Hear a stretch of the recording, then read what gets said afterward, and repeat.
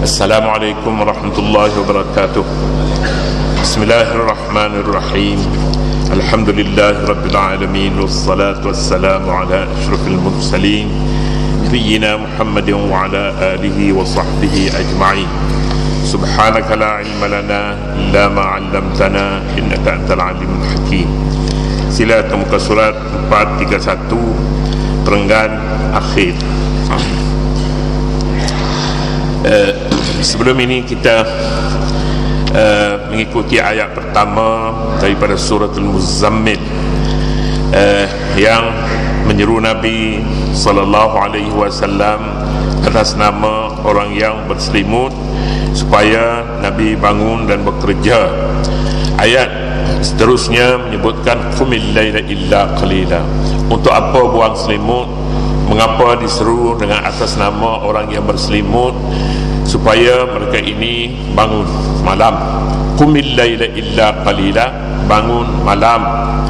Bangun malam untuk bekerja. Bekerja istilah tidak berniat lagi untuk tidur balik selepas bangun. Artinya bangun bekerja. Kita sebutkan juga sebelah ayat mengisyaratkan kepada bangun bekerja. Qumil laila, bangun. Dia tidak menyuruh, tidak mengkhususkan kepada salat. Sallil laila, dia kata sallil laila illa qalila, semayanglah malam. Tak, qumil laila illa qalila. Maknanya apa jua amal kebajikan boleh dilakukan, lakukanlah pada waktu malam. Qumil laila illa qalila, boleh sedikit sahaja. Isyarat ayat itu, isyarat ayat menunjukkan bahawa salat adalah sebahagian daripada amal ibadat malam, kerana Nabi SAW dia bangun salat malam. Hanya isyarat Al-Quranul Karim berbeza apabila menyebutkan sallil laila dengan qumil laila, berbeza. Namun demikian penafsiran Al-Quranul Karim perlu dilihat kepada amalan Nabi SAW, kerana amalan Nabi itu merupakan tafsiran sebenar, tafsir sebenar ataupun penghayatan sebenar kepada ayat-ayat Al-Quranul Karim. Kita lihat bagaimana penghayatan Nabi tentang salat malam. Qumil laila illa qalila, kecuali sedikit saja untuk berehat di waktu malam.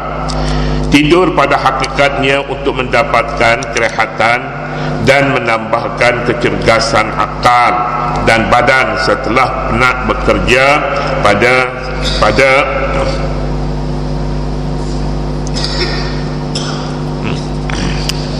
siang hari. Tidur tidak berfaedah jika hanya untuk tidur. Tak ada makna pun kalau tidur. Untuk apa anda tidur? Tidur untuk tidurlah. Makan untuk makanlah. Apa makna? Kalau tidur untuk tidur, makan untuk makan, hidup untuk hidup saja, tidak bermakna. Tapi tentu adanya satu tujuan yang lain. Tidur berlebihan sangat rugi.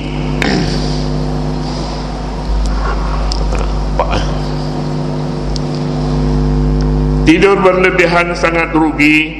Mungkin usaha kita telah mencecah 80 atau 70 tahun, tetapi hakikatnya 1/3 daripada 80 tahun ataupun 70 tahun digunakan untuk tidur. Ini sesuatu yang kita tak sedar. Sebenarnya kita habis masa banyak. Pertama sekali habis masa banyak untuk tidur. Yang kedua, kita berada di hadapan meja makan. Yang kedua, banyak masa kita habis di situ. Berapa lama kita sembahyang, kita salat barangkali taklah. Salat di rumah lebih pendek, sebab dia pandai baca surah kuliah dengan surah Qul Huwallah, pendek.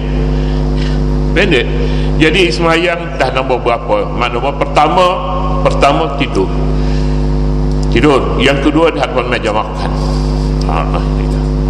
Jadi bila memikirkan begitu, berapa lama lagi kita akan guna begitu sebenarnya? Masa untuk tidur lebih panjang, masa untuk di hadapan meja makan lebih panjang. Dia bila maju depan meja makan makan ni panjang, umur pun jadi pendek. Umur jadi pendek.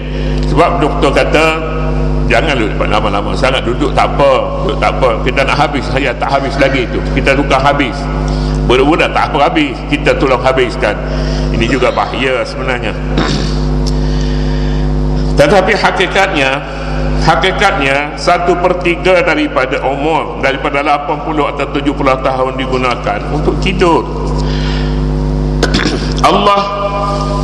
Allah tidak mahu hamba-Nya banyak tidur, tetapi mahu mereka memakmurkan usia dengan amal saleh yang berupa ibadat dan membaca kitabnya Al-Quran. Itulah amalan yang sebaik-baik bagi memakmurkan usia.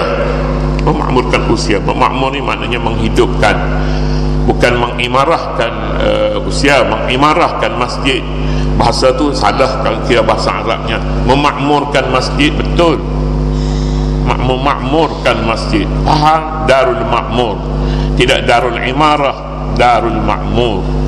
Jadi bahasa Arabnya memakmurkan masjid. Memakmurkan ini maknanya menghidupkan masjid. Kalau mengimarahkan, imarah bukan makna menghidup, membangunkan binaan masjid.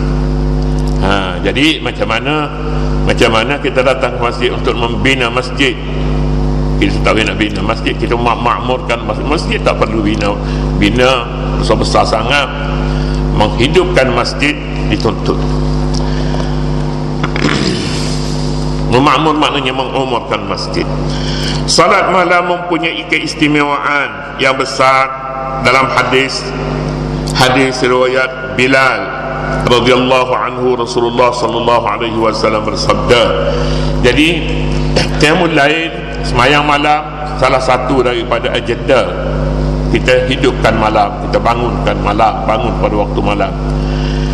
Sebab Nabi sallallahu alaihi wasallam menyebutkan di sini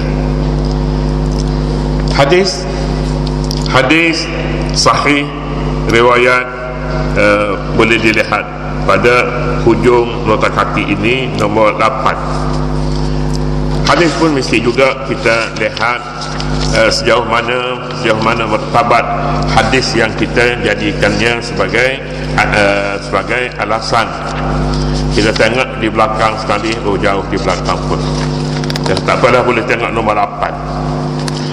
Alaikum biqiyamil laili. Kalau tak salah saya hadis ini sahih dalam riwayat Muslim ataupun Bukhari. Alaikum biqiyamil laili fa innahu da'bus salihin qablakum wa maqrabatun ila rabbikum wa mukaffiratun lis-sayyi'at wa manhatun 'anil ismi wa matradatun lid-da'i 'anil jasad. Ini faedah salat malam.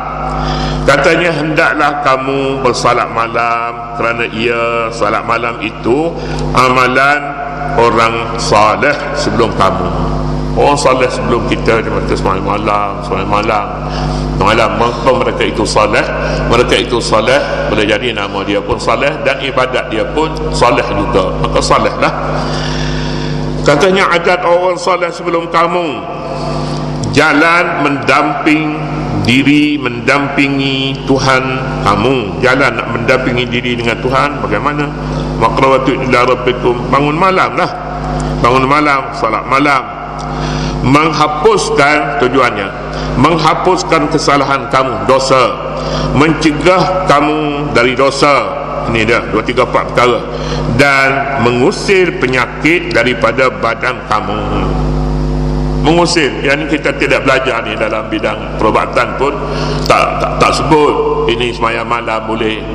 Tapi hakikatnya itulah yang diakui oleh Nabi, disebutnya matradah ni menghalaukan penyakit dari jasad. Banyak sebenarnya untuk menghalaukan penyakit daripada jasad ini. Makan ubat satu perkara, tapi banyak lagi perkara lain. Kadang-kadang makan ubat pun tak jadi. Dia tak bertemu dengan ubat dengan penyakit itu. Penyakit lain maka ubat lain. Antibiotik tak jadi, bagi hak tinggi tak jadi. Kenapa? Kerana penyakit itu dia memerlukan yang lain. Boleh jadi dia memerlukan salat malam. Tapi kalau salat malam ini kita pun nak salat malam, nanti kita sakit baru nak salat malam, bagaimana? Bagaimana nak ubat dia sudah berakal, berumbi, bertunjang dah dalam badan kita, nak bangun malam kita dah sakit, lutut sakit, kepala sakit, hati pun sakit. Semua mana-mana boleh. Tak ada, kita sudah terlepas masanya untuk salat malam. Kita bercakap tentang salat malam ni sebenarnya kadang-kadang kita pun bercakap saja, kita tak bangun. Ini satu perkara yang nifaq, maknanya nifaq, dia sudah hipokrit dengan dirinya sendiri. Cakap bangun ke sembahyang malam, ya anda bangun sembahyang malam, syukran, terima kasih. Ini tahniah, bangun sembahyang malam bukan satu perkara yang senang. Biasa harap-harap bangun sembahyang subuh ni pun bangun sembahyang malam juga lah. Kalau boleh catat begitu, sembahyang subuh ni pun sembahyang malam lah juga, boleh adalah sikit-sikit. Tapi kalau nak ini nak masuk dalam kira-kira, sembahyang subuh lain, qiyamul lail lain. Kita lihat lagi. Allah memerintah nabinya agar bangun dan beribadat malam, kecuali sedikit masa untuk salat, untuk rehat. Di sini ada tiga pilihan. Bangun sembahyang malam satu perhatian kita rasa berat, tapi dia beri tawaran untuk meringkas, untuk meringankan sedikit. Ada tawarannya, tapi bangun dulu baru boleh terima tawaran ini. Nisfahu aw inqus minhu qalila aw zid alaihi warattilil qur'ana tartila. Nisfahu iaitu separuh daripada waktu malam bangun, atau kurangkan sedikit. Kalau biasa bangun pukul 3, jadi bangunlah pukul 3:30 sikit ya, jangan banyak sangat. Kalau banyak sangat masanya tak ada nak sembahyang subuh pula. Kalau bangun banyak sangat dia ambil tu, dia langgar sempadan, dia potong isi pula, bukan potong kuku. Masjid ni kena datangnya kita katakanlah pukul 5:45, pukul 5 suku misalnya. Jadi begitulah masanya. Nisfahu, separuh, awil qus minhu qalilan, ataupun kurangkan sedikit, aw zid alaihi, ataupun lebih sikit. Maknanya kalau biasanya bangun pukul 3, belum pukul 3 tu bangun awal sikit lah, ataupun bangun lewat sikit pun tidak mengapa, boleh dimaafkan, boleh dikira ni arti dikira penuh juga, dikira penuh walaupun tidak tepat dengan waktunya. Maklumlah tidur, kadang-kadang tidur ni kita penat sikit pada malam tu, berjaga, maka kita bangun tidak tepat seperti yang kita kehendaki, tidak mengapa. Nisfahu au qus minhu qalilan au zid alaihi warattilil qur'ana tartila, dan bacalah Al-Quran dengan bacaan yang teliti. Bacaan ini tidak khusus dalam salat, kita baca selepas salat, sembahyang salat berapa yang kita suka, kemudian selepas itu bacalah Al-Quran dalam 10-15 minit umpamanya, boleh kita baca. Sebabnya 1 jam itu bagi orang yang bekerja sedikit saja, sangat sedikit.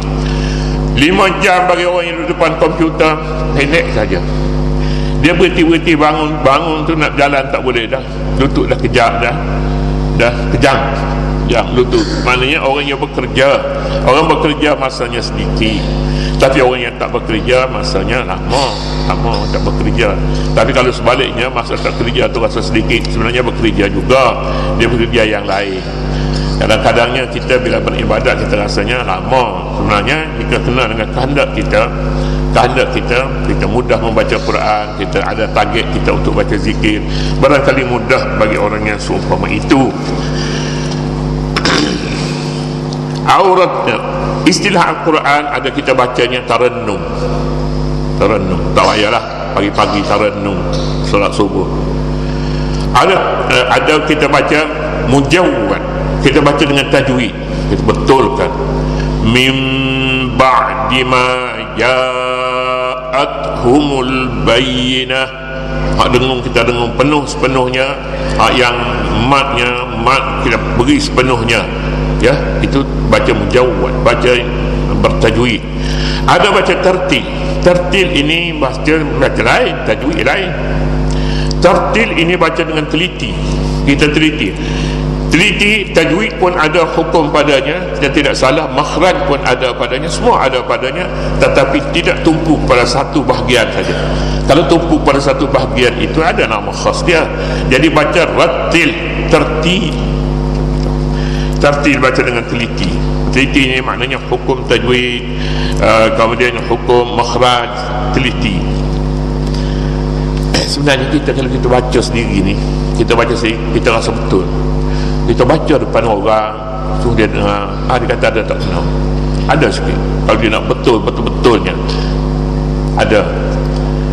Kadang-kadangnya orang dengar tak betul, kita dengar betul dah, kita rasa macam betul dah. Bila kita cek rupanya banyak lagi lah. Ini boleh kita fikirkan lah. Kalau kita sendiri rasa betul lah, kita rasa tak betul lah. Menurut riwayat Rasulullah sallallahu alaihi wasallam mengerjakan salat witir pada waktu malam tidak lebih daripada 11 rakaat. Allahu akbar. Witir 11 rakaat. Kalau witir 11 rakaat yang kita duduk semayang, ada orang semayang dia katanya 1 rakaat pun tak apa.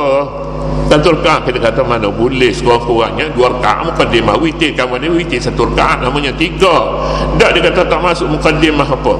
Tak masuk mukaddimah mana kita potong kepala dia. Kita potong kepala, potong ekor, tak ada lagi. Tak ada. Witir 3 rakaat, bukan 1 rakaat. Mukaddimahnya 2 rakaat, kemudian 1 rakaat witir. Bila Nabi SAW sembahyang 11 rakaat, maknanya 10 rakaat itu mukaddimah witir. Mukaddimah witir 10 rakaat, witir 1 rakaat di belakang akhir, yang akhir sekali. Maknanya satu rakaat yang akhir. Ada setengah orang dia katanya macam mana? Dia katanya 3 rakaat kita buat sekali jalan saja. Sekali jalan saja. Bukan witir lah macam tu. Bukan macam tu lah witir. Jangan tanya sah tak sah. Kita nak beribadat. Yang kita belajar daripada kitab-kitab Syafi'i, 1 rakaat terpisah daripada 2 rakaat yang sebelumnya, terpisah witir. Jika tidak, maka kita salat itu tidak witir namanya. Tidak witir. Sembahyang maghrib bukan witir. Bukan witir, sebabnya digabung sekali 3 rakaat sekali jalan. Saya merasakan lebih afdal kita salat witir itu 1 rakaat yang akhir terpisah daripada rakaat-rakaat sebelumnya. Itu yang betulnya. Janganlah pula kita nak baca, nak begitu riwayat ni kita ambil mana riwayat yang sahih. Inilah yang dilakukan oleh Nabi sallallahu alaihi wasallam.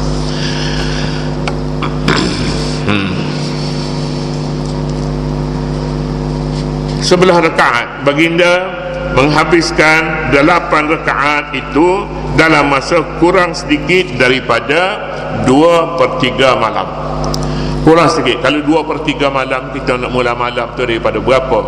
Malam daripada mula buka puasa lah. Kita buka puasa tu malam dah tu. Malam. Mulai daripada malam sampai naik matahari itu malam. Jadi 2/3 malam, tak kurang daripada 2/3 malam Nabi SAW witir sahaja. Patutlah buka kaki pun. Patutlah Aisyah kata semayang sikit-sikit sudahlah ya Rasulullah. Mengapa banyak-banyak semayang? Nak semayang wa qad ghufira kama taqaddama min dzambika wa ma ta'akhkhar. Padahal dosamu yang dahulu dan yang kemudian telah diampun oleh Allah, telah mendapat jaminan. Nabi jawab, ya Aisyah, afala uhibbu an akuna 'abdan syakura. Aku tak suka kalau aku jadi hamba Allah yang bersyukur kepadanya. Ini pun syukur ini, wa in ta'uddu ni'matallahi la tuhsuha. Kalau kamu nak bilang nikmat Allah, kamu tak terkira. Jadi aku semayang itu pun sikit sangat banding dengan nikmat yang diterima. Afala uhibbu an akuna 'abdan syakura. Sebab itulah Nabi dia boleh jadi Nabi, sebab menjadi contoh bagi siapa pun. Ya, orang yang beramal ibadat boleh contoh Nabi. Seorang bapa boleh mencontohi Nabi, seorang pemimpin boleh mencontohi Nabi, orang kaya boleh mencontohi Nabi, orang miskin boleh mencontohi Nabi. Seluruh umatnya, sama ada di peringkat mana mereka berada, itulah dia contoh. Uswatun hasanah, contoh yang baik. Contoh yang baik. Kita ambil saja ibadat yang kita baca. Berapa lama Nabi sembahyang witir? 2/3 malam selesai witir. Tahajud bila pula? Tahajud, jangan tanyalah tahajud, tanya baca nak baca apa, Nabi baca apa dalam sembahyang tahajud dia. Jadi kalau begitu dia tidur pukul berapa dengan Nabi? Tanya Aisyah lah. Tanya Aisyah. Aisyah katanya Nabi sembahyang sampai bengkak kaki. Sampai bengkak kaki. Nabi pula bangun sembahyang zuhur, bangun sembahyang subuh, bangun sembahyang witir, bangun sembahyang tahajud. Malam-malam ni kadang-kadang Nabi hilang malam. tanya-tanya pergi ke mana, pergi ziarah kubur. Tak sempat nak pergi ziarah kubur pada siang hari, pergi ziarah malam. Barangkali kubur dianya supaya macam kita lah, dekat dengan Bukit Kiara tu. Kalau kubur jauh-jauh tak pergi, kita dekat-dekat tengah hari pun tak pergi, usah nak pergi malam. Macam itulah. Ulama berbeza pendapat tentang ganti nama nisfahu. Hu tu ke mana? Separuhnya. Separuh tu kembali kepada mana? Nisfahu kemana seharusnya dirujuk? Sama ada kepada al-lail, malam, qumil laila, nisfahu nisful lail, separuh malam, atau kepada qalila, nisfahu nisful qalil, sedikit. Nisfahu separuhnya, separuh bagi sedikit. Sedikit itu berapa? Berapa sedikit? Kalau separuh daripada sedikit, kita rasa sedap ni dah. Separuhnya, separuh bagi sedikit itu, bukan separuh bagi separuh malam, bukan separuh bagi separuh yang sepenuhnya. Sedikit. Kita lebih cenderung merujukkan kepada al-lail, nisfahu nisfu lail, qumil laila illa qalila, nisfahu nisfu al-lail. Oleh itu ayat membawa makna beribadatlah sepanjang malam kecuali sedikit, atau separuh malam, atau kurang daripada separuh malam, atau lebih sedikit daripada separuh malam. Gitulah. Kalau separuh malam kita bangun, maka kurang lebih daripada itu tak kira lah, tidaklah tepat. Mengapa perintah bangun malam begitu banyak pilihan, dan mengapa tidak ditetapkan waktu dan masanya? Muhammad Taqi Al-Mudarrisi memberi sebab-sebab berikut. Pertama, kerana manusia sering dilanda masalah seperti sakit, perang, waktu perang, kesibukan bekerja yang mendesak, yang tidak memungkinkannya untuk bangun salat malam pada waktu yang ditetapkan. Sibuklah maknanya, boleh jadi kita sibuk pada siang hari, menjadikan malam memerlukan rehat yang lebih. Kedua, kerana menguji para mukminin sejauh mana mereka dapat mematuhi perintah Allah dan kesanggupan untuk memilih yang afdal baginya. Jadi itu pun bila disebut nisfahu aw qus minhu qalilan aw zid alaih, orang yang mengambil panduan ini tepat dengan perintah, maka itu orang mukmin yang sebenar, katanya, untuk menguji manusia. Yang ketiga, kerana amalan qiyamul lail ini sunat, perbezaan amalan perbezaan amalan tahajud yang dinyatakan dalam nas Al-Quran dan hadis membuktikan bahawa amalan salat malam itu sunat pada umat Nabi, tetapi wajib bagi Nabi SAW. Jadi sebab itulah tidak ditetapkan waktu, kerana salat ini sunat bagi orang ramai, tapi wajib bagi Nabi SAW. Wajib maknanya tidak fardu, tapi wajib bagi Nabi SAW. Yang sunat pun seolah wajib baginya, apalagilah kalau yang fardu, yang wajib lebih diamati oleh Nabi SAW. Jadi demikianlah tentang fadilat lah, kita katakan fadilat salat malam. Belum lagi sampai kepada fadilat waktu salat malam, dan amalan ini sangat istimewa kepada umat Islam, sama ada untuk kebaikan rohani maupun jasmani.